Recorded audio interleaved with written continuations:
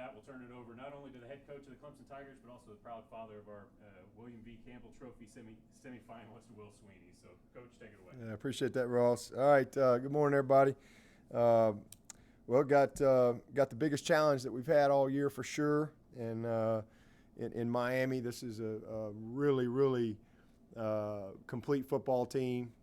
Manny's done a great job down there, and I mean they got dudes everywhere. Pretty easy to see when you turn the film on. Offensively they're playing with a lot of confidence. They're fast. This quarterback is a special player. Running backs are physical. They got speed and length outside. Tight end. They got two tight ends that are probably, first 2-round type guys at the next level. Very experienced offensive line.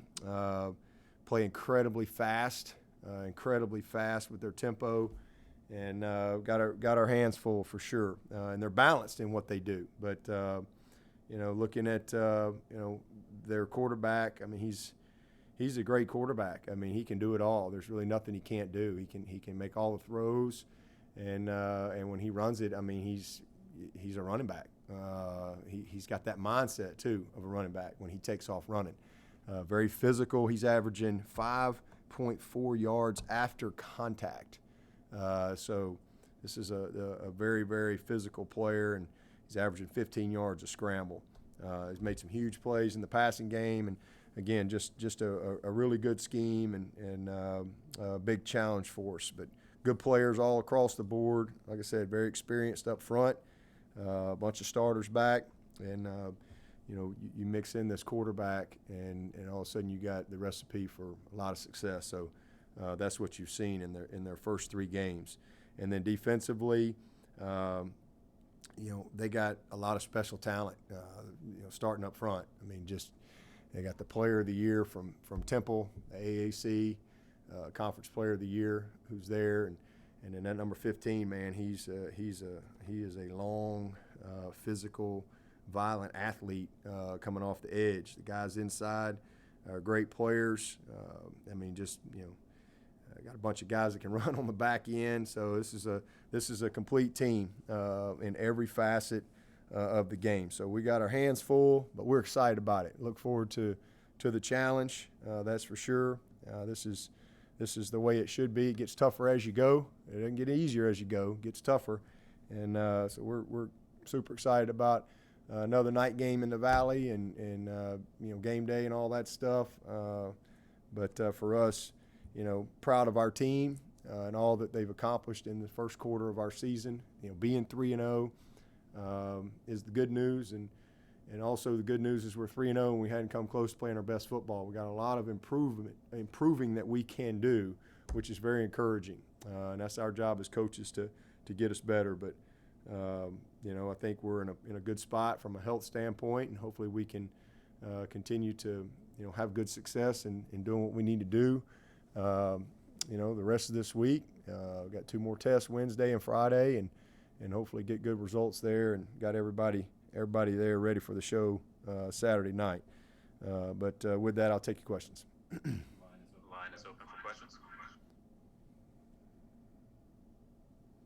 Coach, it's Trevor Gross from CUTigers.com here.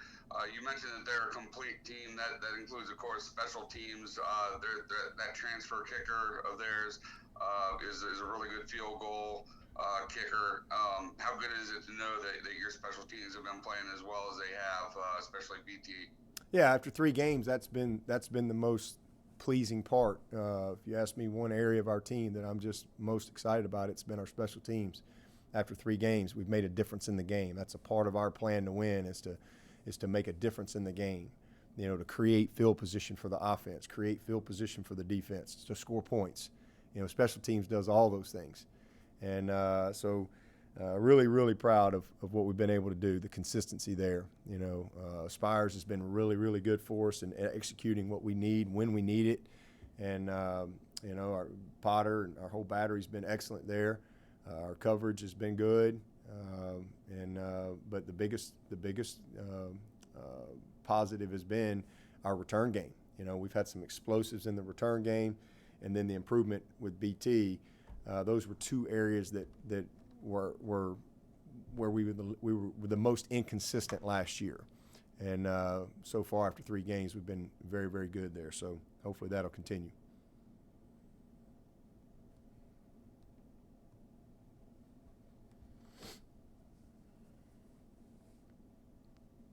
Anybody else with anything for Coach? Dabo, this is Larry Williams. With their front four defensively, do they mainly rely on them to generate pressure, or do they do some exotic stuff just with their fronts, or is it mainly just rely on those guys to disrupt? Well, they want those guys to. That's where it starts, for those guys to be disruptive, and they are. They're very disruptive. I mean, they're not sit and read guys. They're off the ball, in your grits, quick guys. So they're not sitting around waiting on anything. They're trying to create havoc, but they bring a fair amount of pressure as well. Whether it be zone pressures or blitzing more than you can block. I mean, they mix it up, and we've only got what we got so far on tape, but they definitely are not afraid to bring pressure, and they've shown that, whether it be corner blitzes, plugging the backers, adding on, whatever it may be. But it definitely starts with those guys up front and just being who they are and being fast and physical at the line of scrimmage. Coach, it's Trevor again. You went up against Rhett Lashley when you played Auburn in 2016. How different or similar is his offense now, do you think, compared to what he did with Auburn? Well, I mean, I think he's running it for sure, and I think he's probably grown and evolved a little bit. I think he went to Connecticut and then he ended up over at SMU. So I think as coaches, you learn and evolve as you go through it. But he's still got his core philosophy. He's going to play fast. He's going to play really, really fast, and try to create some disruption in your communication and your ability to line up, and being disciplined and getting your eyes on the right things and create some explosives through that. I think that he's very committed to the run. There's no question about that. They've been really, really good running the football. They're balanced. They take their shots. First play of the game, downfield versus UAB. First play of the game against Louisville, boot. So I mean, they're going to take shots. They're going to create some gadgetry, if you will. Some of the things that I'm sure he's gotten from Auburn as well over his years with Gus. But he's done a good job. I mean, did a great job at SMU. Did a great job, and have no doubt that he'll have them well prepared for us Saturday night. Dabo, this is Gene in Charleston. Bryan Bresee, are you getting from him about what you thought you would get? And is there a former Clemson player you could kind of compare him to? And also, is there an opponent player that you could compare him to? We're getting more than we could have expected out of Bryan Bresee. He's a true freshman, and he's got 2 or 3 sacks in 3 games, and 2 of those games limited snaps just by nature of the game. So he's got a bright future, and he's going to, if he stays healthy, he'll be a freshman All-American type guy, all that stuff for sure, because he's just very gifted and disruptive. Game is natural to him. He's so physical and big and athletic, but man, he's just going to get better and better as he goes through his career. So Trevor was a great player as a freshman, led us to a national championship, but there's no comparison between Trevor now and Trevor as a freshman. So Bryan is a special talent, but far from a complete player. But we're getting more than you could have ever expected from a true freshman. So excited about him. As far as comparing him, I don't really know. I mean, we've had some big time. He's a combination of a lot of guys. He's certainly athletic like Christian. He's kind of freaky big like Dexter. Not quite Dexter, but the combination of that athleticism and size makes him unique. He's got a motor like Grady Jarrett. Just something like that. You just can't coach that. You either got that or you don't. And he's got that type of tenacity. He loves it. He's a great teammate, and so he's a little bit of a combination of a lot of the guys that we've had come through here. But hopefully, as he goes through his career, I'll have a little more clarity on the other guys. Hey, Dabo, it's Anna with 24/7 Sports. Tony was talking yesterday about how just the importance of accuracy, especially downfield in the passing game against Miami, because they like to force you to throw the ball into tight windows. So just kind of the importance of making contested catches and catches in traffic this weekend. Is that more about most importance? Yeah, and we've had to do that, the first 3 games. I mean, we've had, Amari had to fight through a shoulder to get on top of a guy, downfield, contested plays. I mean, he was close on another one, very contested play. We've had a bunch of those to this point. We get it every day in practice. So, fortunately, we've got, really good players out there that I think are ready to accept the challenge. And we got a quarterback that's very accurate.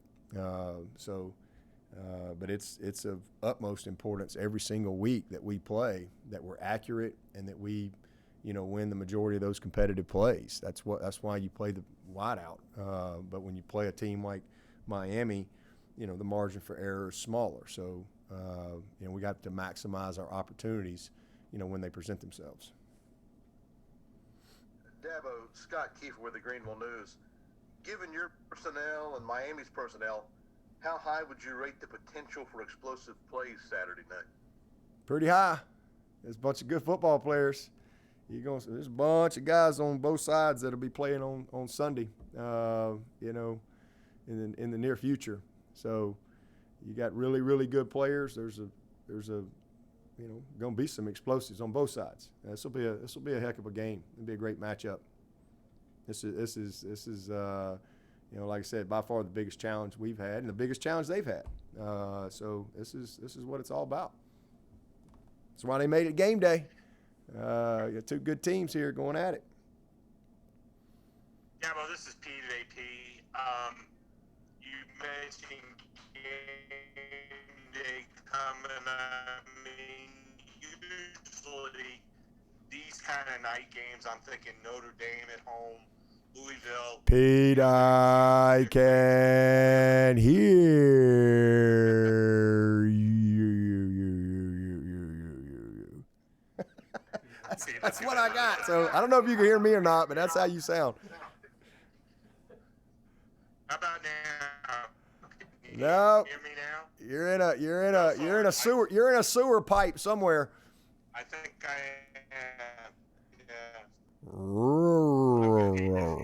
Pete, if you'll type your question in the chat, I'd be happy to pass it on after this next I question. have no idea what he said. Got to get the Verizon guy. He ain't been there yet, right? The Verizon guy. Can you hear me now? He ain't been there yet. Wherever Pete's at, he's got one spot on the planet he hadn't been yet. Hey, Coach, it's David Hook with TigerNet. Are you already keeping an eye on the weather for this weekend? Supposed to be, maybe some nasty weather come through, another tropical storm, bringing a hurricane and hurricanes with it. Do you already start to keep an eye on that? I hadn't even looked at it one time, not 1 second. What's that going? What good would that do me? I could care less. Hey, we've played in hurricanes before. We actually play in the hurricanes. We got double hurricanes this week. My son plays the Hurricanes on Friday night, so we got hurricanes everywhere. This week. But I really, honestly, I haven't looked at anything on the weather. I'm just. Whatever the good Lord gives us, as long as it's the same weather for both teams, none of it matters. Hey, Dabo, this is Grace Rayner with The Athletic. With this being the first top 10 matchup at home since Louisville 4 years ago, what do you remember about that game and that night? 2 amazing quarterbacks. Neither one wanted to lose, and did everything they could to help their teams win. And it was a special performance by Lamar, special performance by Deshaun, a bunch of unbelievable individual performances across the board. Remember Jordan Leggett, and just some great plays. And then comes down to one play, Marcus Edmond. 4th down. Game on the line.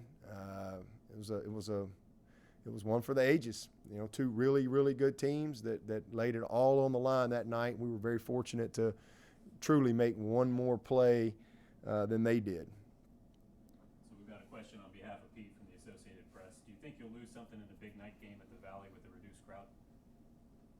I mean, I don't know. Where you go? I mean, we still got to absolute. I mean, you lose 60,000 people, so that they're not there. But you know, those 20,000 that'll be there, they'll give us all they got. So it is what it is. So again, I really don't spend any energy at all worrying about things that I have no control over, can't do anything about. You know, all my energy is directed to, you know, about getting the team ready to play and making sure we're sound in all areas. Coach Joe Gorcho, WIS. Trevor Lawrence was talking about how he enjoys the fact that Miami might bring a little smack talk before, during, and after plays. As a coach, do you like seeing players maybe exchanging some pleasantries during, or could that become distracting to what you guys need to accomplish throughout the game? Yeah, I just like guys to go play the game. You know, I mean, I think again, you only have so much energy. You know, and it's an emotional game for sure, you know, and there's lots of emotion, but I think there's a difference in being emotional and reactive and things like that. I mean, you got to just play the game, and you know, so I mean, there's energy and competitiveness and all that, but I think we want to win on the scoreboard. That's where we want to win, and to do that, you got to really focus on how you're playing. And you got to focus on your job, not who you're playing and, you know, what they may be saying or whatever. I've never really been much into that stuff. Dabo, this is Matt with the State. Following up on Grace's question, are there any similarities between King and Lamar, and what's the challenge like trying to stop quarterbacks that can do both the way they can? Well, I mean, it's always a challenge to stop, you know, gifted athletic quarterbacks. I mean, we had that last week. I mean, the kid was a great player. I mean, he's a really good player. Very smart, athletic, tough. I mean, you see that shot that he took from Skowski early on, and he hops right back up. You know, I mean, he's like a linebacker playing quarterback, and it's the same thing with this guy. I mean, when he takes off, I mean, he's a run back. And that's the mindset he has, and you better have your big boy pads on. And then he can, you know, he wants to throw it first. He's a very good thrower, and he can throw the ball on the run. He can push the ball down the field. There's really nothing he can't do. You know, they're different. You know, he's fast, but you know, he's not Lamar Jackson fast. Lamar Jackson was probably the fastest guy on the field, either team. You know, but you know, their guy's he's a very dangerous player. But they're different in some regards. But the similarities are they've got good people around them. They're well coached, good schemes, and you know, they challenge you because they can beat you with their mind, they can beat you with their arm, they can beat you with their legs, and so you know, that's a three-phase quarterback. Hey, Coach, this is Cam Gaskins with ABC Columbia. I know every season you get tired of the narrative that you guys don't play anybody tough in an ACC schedule. So when you have a top 10 matchup like this in conference, how important is a game like this on a national stage to remind people that you guys aren't the only good team in the ACC? Oh, I ain't worried about none of that. I don't really care about what other people think. I mean, we play good people every year. I mean, we've been in 4 national championship games and 5 playoffs, and we've had to earn our way there. You don't get, you know, if you're not good enough, you're either good enough or you're not, you know, to win those type of games. So, and the main reason we've been able to win those type of games is because of what we see week in and week out. So, you know, people make up their own narratives that oftentimes are not reality. So I don't really worry about that. I just worry about what I can control, and that's our team, our program. And, you know, this is a really good football team we're getting ready to play. It's a rematch from ACC championship game a couple years ago. We just played Virginia, a rematch from last year's ACC championship game. So these are good teams that, you know, we're going to have to navigate through it if we want to win this league. Hey, Coach, it's David Hood again. everybody loves to talk about the matchups and the quarterbacks and all that, but 15, Jalen Phillips, the defensive end. Will it be fun to watch him go against the tackles all night, especially considering, he brings that length and then the speed as well? Yeah, and don't forget too. Lord help me. Let's don't make him mad. Make sure you mention too. Both them guys are really, really good. So Jackson and Jordan, they better be ready because it's gonna be a 4-quarter battle. That'll be fun to watch. If I was just sitting up in the stands, I'd be putting my eyes on them on that offensive line and defensive line. I think that's gonna be probably where the game's won and lost. Coach, this is Travis Bowen, Clemson SI. Just to kind of piggyback on that, how important is it to establish the line of scrimmage and get that run game going, especially after suffering some third and longs early last week? Yeah, we got in some third and longs, but we were going back and look at it. We actually did a lot of good things on first down, but it's just the way the nature of the game was. They're always triggering somebody, always an extra hat, always a corner, always a safety, and they're giving you a lot of space. And Travis had 114 yards receiving. So we put the ball in space, and that's why we were able to get through some of those third and longs. But we got to cut out some of the missed opportunities that got us off schedule a few times. But 53% on third down, that's going to win a lot of games. But we just go in and week out. People talk about stats and rushing.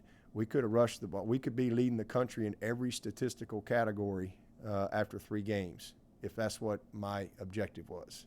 If I wanted to be leading the nation in rushing right now, we could be doing that.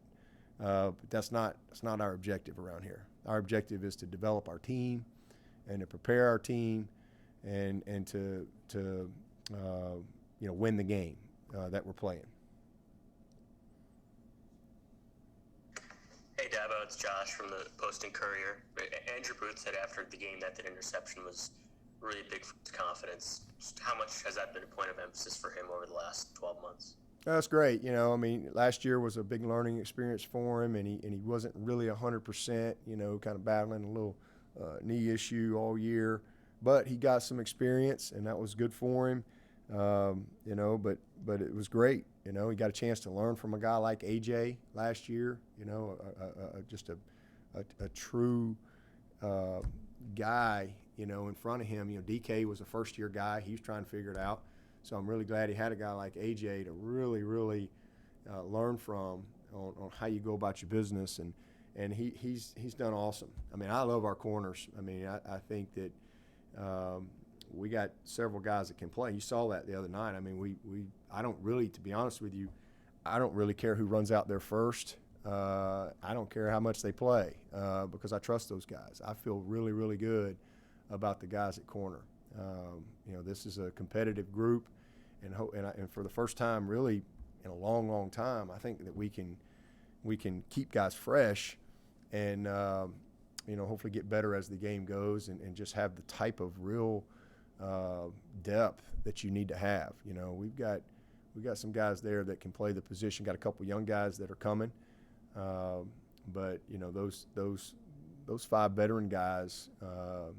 DK and Mario and Sheridan and Booth and even Lee Anthony, who's a little different from those guys, but very functional player.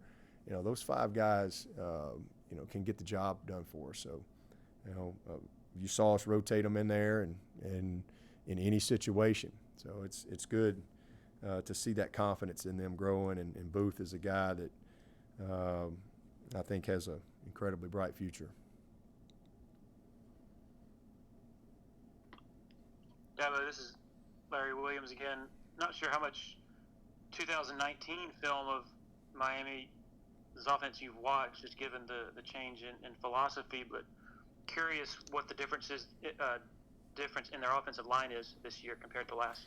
Yeah, you have to ask Brent that. I watched 0 of their 19 offense. Watched more. Well, obviously these games here, and then a little bit of just schematically some things they're doing at SMU. That's really it. But they got a transfer in there at tackle, a little different, but I think we've gotten a good feel for them after 3 games this year. You know, it's always difficult. You know, if this was an opener, you'd have to do a little bit more of that, but from a personnel standpoint. But with 3 games, you know, against some you know, really competitive teams, you know, I think even UAB is UAB's a good football team and well coached, and you know, so I think we've got 3 good games to study up as far as the personnel stuff, and schematically there's really no carryover. So, but I'll guarantee you Brent watched every bit of it. Bet on that. Dabo, can you hear me now? I gotcha. There you go. Hey, you know, talking about interceptions, you know, across the ACC, it seems like a lot of teams are getting them. Pitt's got a bunch. Syracuse has a bunch. You don't really have to worry about your guy throwing them, it seems like a lot. But do you think maybe is the defense ahead of the offense these days? I mean, is that just in COVID land, the defense is a little bit coming out a little bit faster than offenses? Do you think? I mean, I don't know. I don't really know. I mean, I can just speak from our perspective. I think we've come out really fast offensively, you know, against Wake, against Citadel, even last week. I mean, we come right out of the gate. I think we scored 7 out of 10 competitive drives. So I think it just depends on, you know, what your experience is and those type of things. But hopefully we can continue to do a good job of taking care of the football and, you know, not taking, you know, making dumb plays. You know, if you're going to have a tip ball pick somewhere, somebody's going to make a nice competitive play. But it's those forced errors. Those are the things you want to eliminate. And really proud of Trevor. He's done a great job, been very disciplined. You know, it's hard to check the ball down on 3rd and 16 or 3rd and 12. But if that's what they're giving you, then you have to trust that. And, you know, and if sometimes you want to take some shots, but if they're playing heavy coverage deep, then you have to take what's there. And you got to stay disciplined within the system. If you do, you're going to get good results and avoid negative plays. And so Trevor gets that. He's done a great job. But, you know, that bunch last week was leading the nation in takeaways. So I'm really proud of our guys. We +2 in the margin. And then, you know, interceptions come on the other side when you're aligned properly, when your eyes are where they need to be.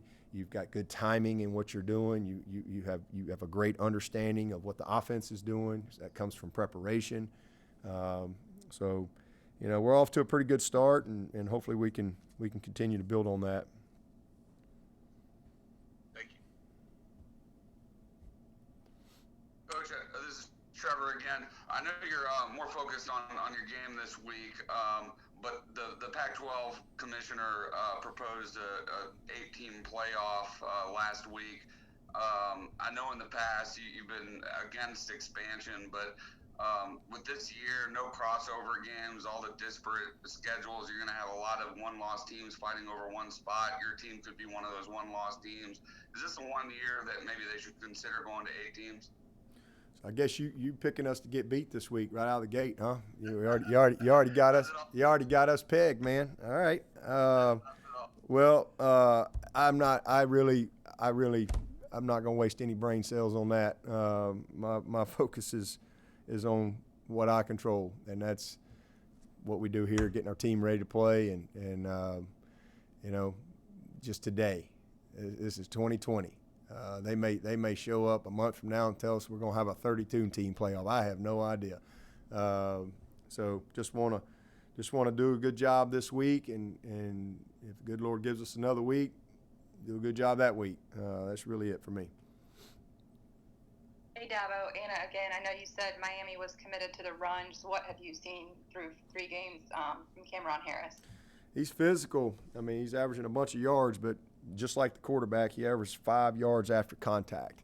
So, you know, that's a pretty telling statistic right there. You learn a lot about a guy when you figure out what that stat is. And you know, he's a very good zone runner. He's got a great feel, great instincts. Again, he gets behind his pads. He's made some explosive plays.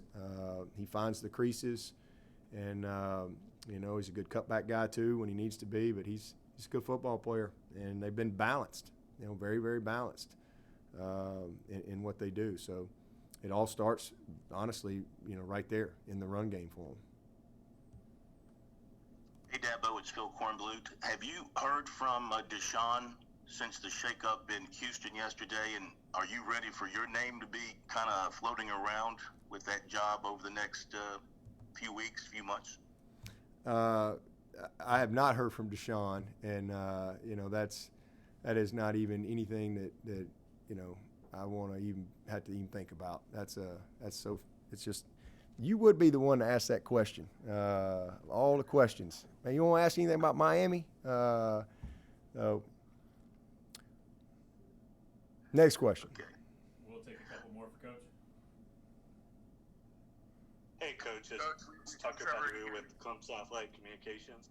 How proud are you to see Will Swinney named as a Campbell Trophy semifinalist? Yeah, it was pretty special moment. Pretty cool. It just shows his. I mean, he's a brilliant young man. He really is. Always has been. And his academic excellence is just through the roof. He's been a heck of an athlete his whole life, and he's been a you know, one of the steadiest contributors that we've had here. You know, 4 years as our holder, and you know, making a contribution in other areas when he can, and he's one of the best leaders. He's very respected.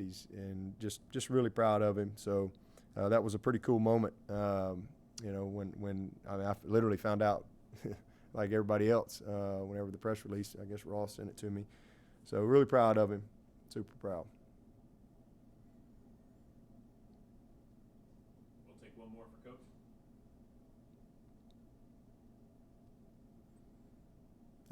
It's Trevor's birthday today, and Bresee. It was a good day in heaven for football players on this day. That's two pretty good ones right there. Anybody with anything else? Last call.